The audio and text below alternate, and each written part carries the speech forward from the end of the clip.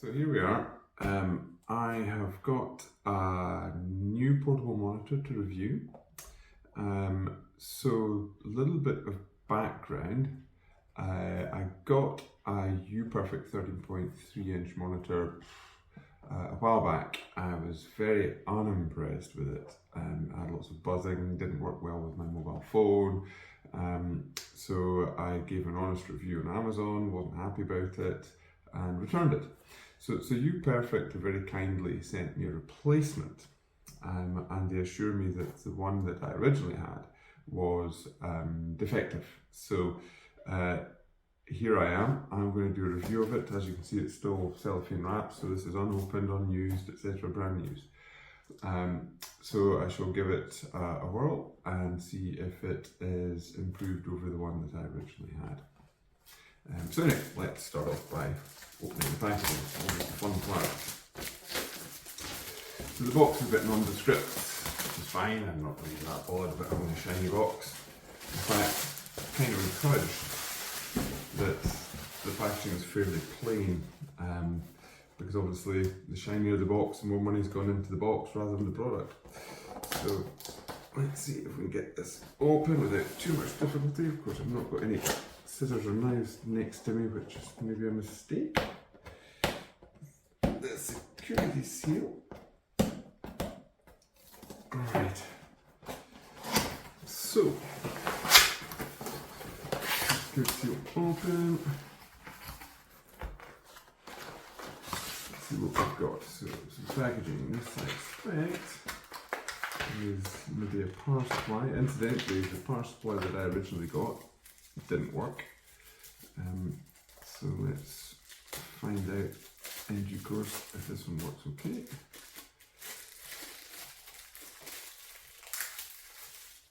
Okay, standard affair, USB-A quick charger, and that's fine. And we're dropping stuff already. Right, let's get rid of that. And the thing I dropped is just a bit of unpacking, so that's fine. So it comes with a USB-A to USB-C cable, and looks like a mini HDMI cable from USB-A. And finally, I'd expect this to be USB-C to USB-C, and that of course will be capable of carrying video as well as power and data. So the display itself is nice and compact, as you'd expect. It's only a 13-inch display, or 13.3-inch display. Let's open it up and see how it looks. So the packaging is nice and simple. So it's an all-round case, and of course this display, we've got all the buttons on one side, and we've got the ports on the other side, including headphones. I'll show you that in a second. There's also this interesting hole. Let's see if we can pick that up. There we go, this hole here, and the idea is you can use it without the magnetic case. And cunningly, I've not got a pen handy, but the idea is you can just stick a pen in there and prop it up using the pen. First impressions, it's nice and light. It's a wee bit bendy, so it's obviously a plastic chassis rather than metal. We've got some mounting, don't know if the camera can pick that up quite well. You can just see the 4 screw holes for mounting it on a Visa mount. So let's see how the thing works. I'll put the case back on. It's magnetic, so that's nice. And I'll make an assumption as to how I prop this up. Right. So that seems to be okay. So so far so good. Now let's see, first of all, we'll take the power supply and I shall plug it in. Hopefully I've got enough reach here.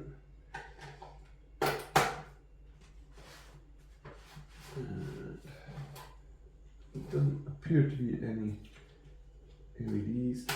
Let me move this around. Right.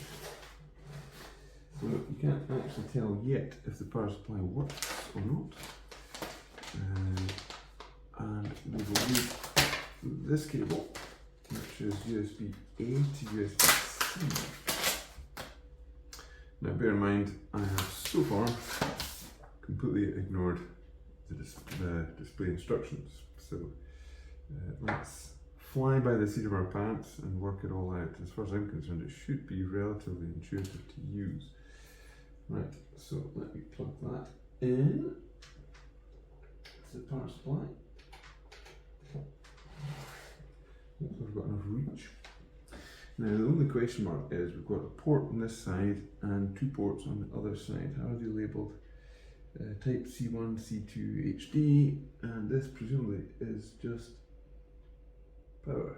Okay, so we should get the display powering on. Yep, indeed, right. So first improvement is the power supply works.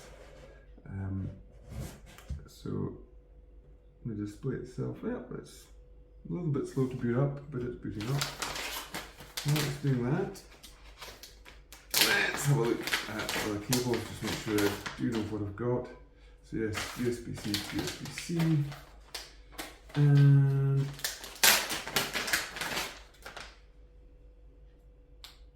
HDMI to mini HDMI.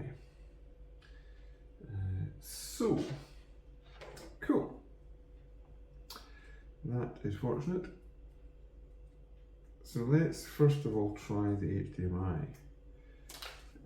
So as I've done before in a review, I've got an Amazon Fire Stick sitting here with a little adapter so I can plug in the cable and get this round the right way. That's a tight fit. Let me just double check I am putting it in the right way. Just a tight fit, there we go. Right, so hopefully, might have known. So we've got our display working. And it's updating. The main purpose is to see if the thing works. So the nice thing is there is no buzz. That was the big gripe that I had with the original one.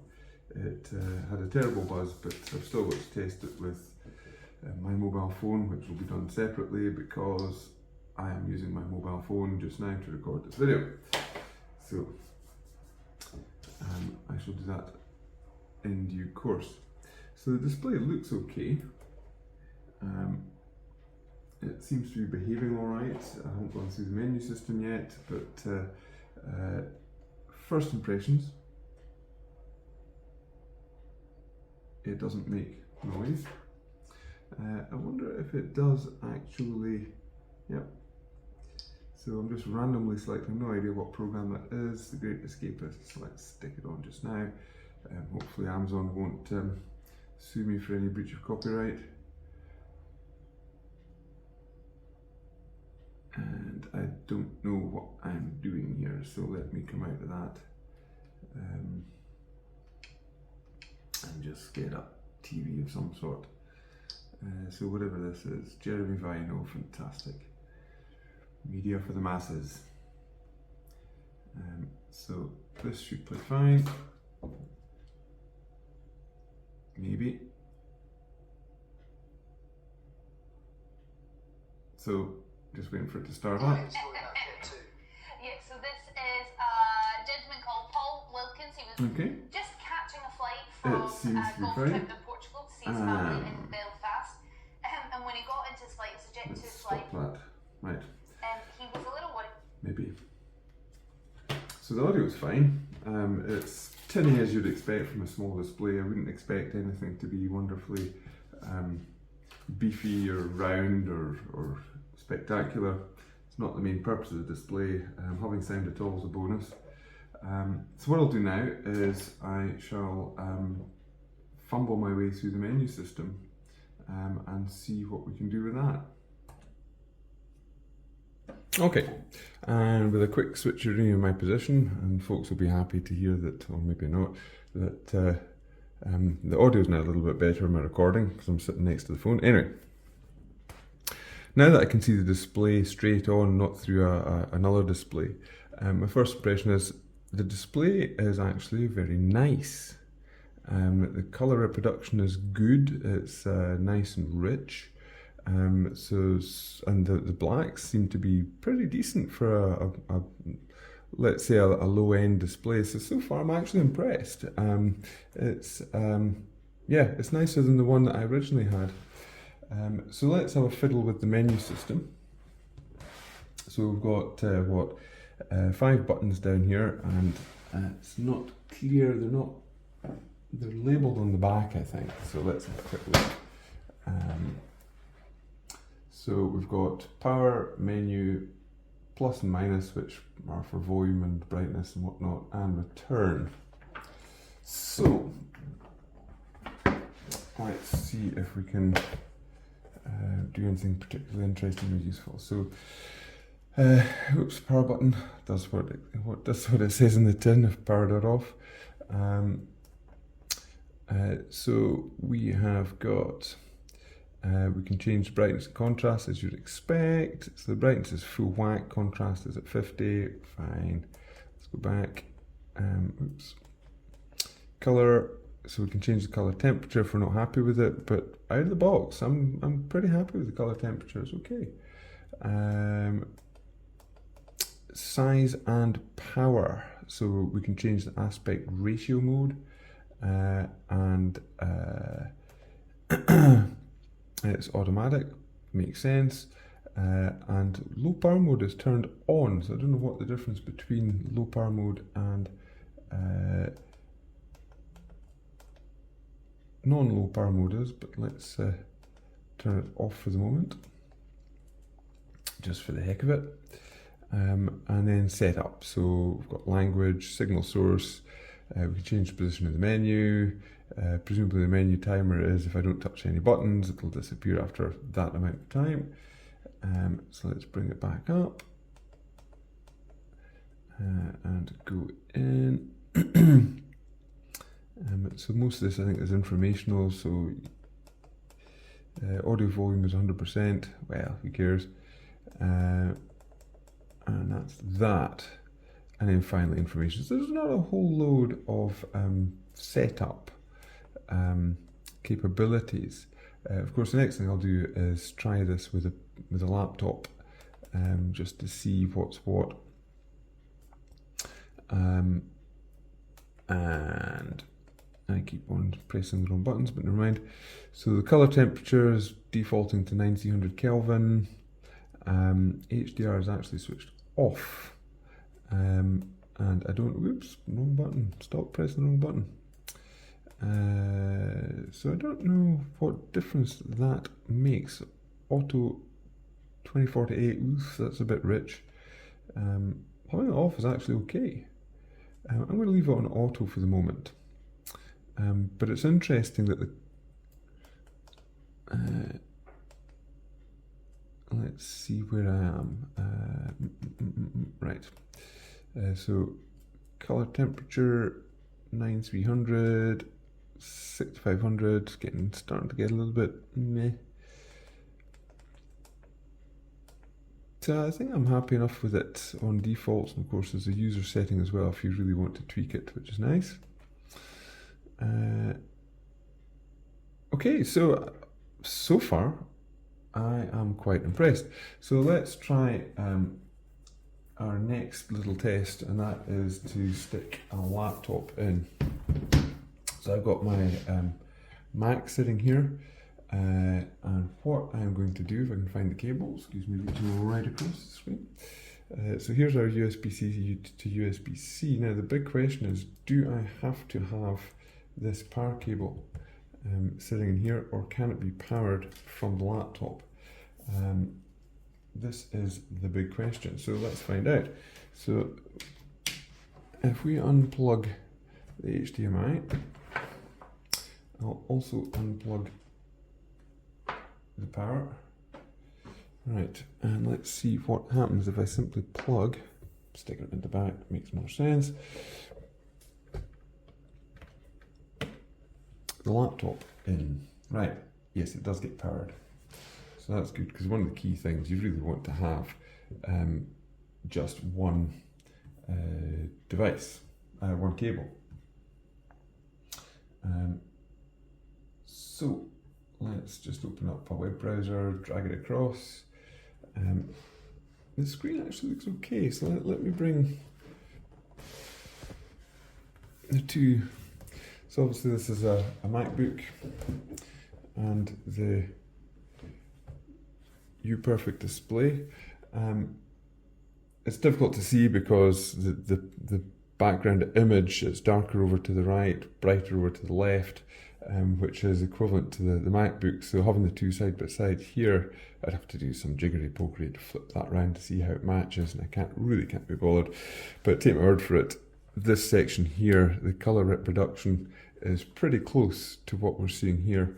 I've seen other portable displays where the portable display just looks washed out. You can spend a year and a day trying to set it up without success.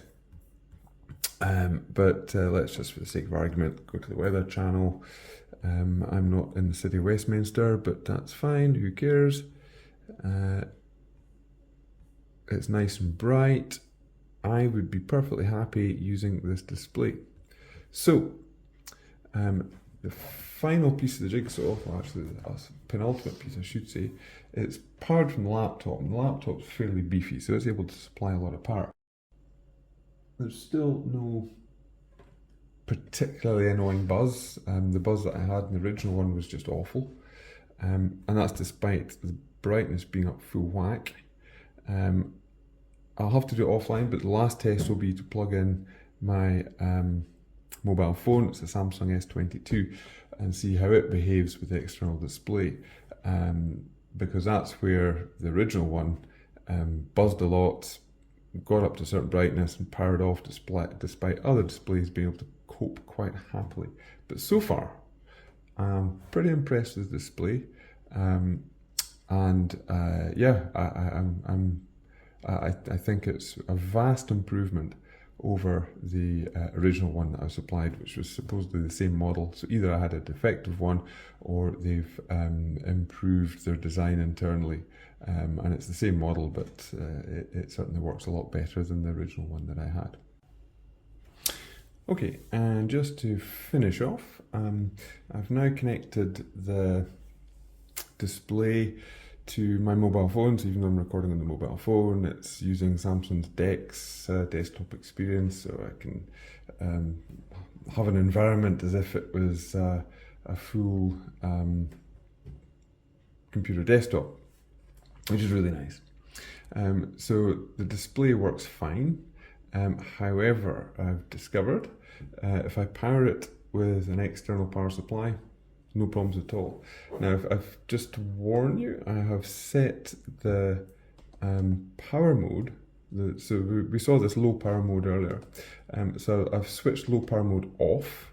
So that means the backlight goes full blast, and it's very bright. So this is what you would need if you've got a strong, well-lit environment. You know, if you're outside in sunshine, etc., you would need low power mode switched off. Now, so low power mode switched off, if I pull the plug on the external power, so this is now going to be powered from my mobile phone, and it doesn't work. You hear a click, and I think you can see that the green power light reflected off my hand.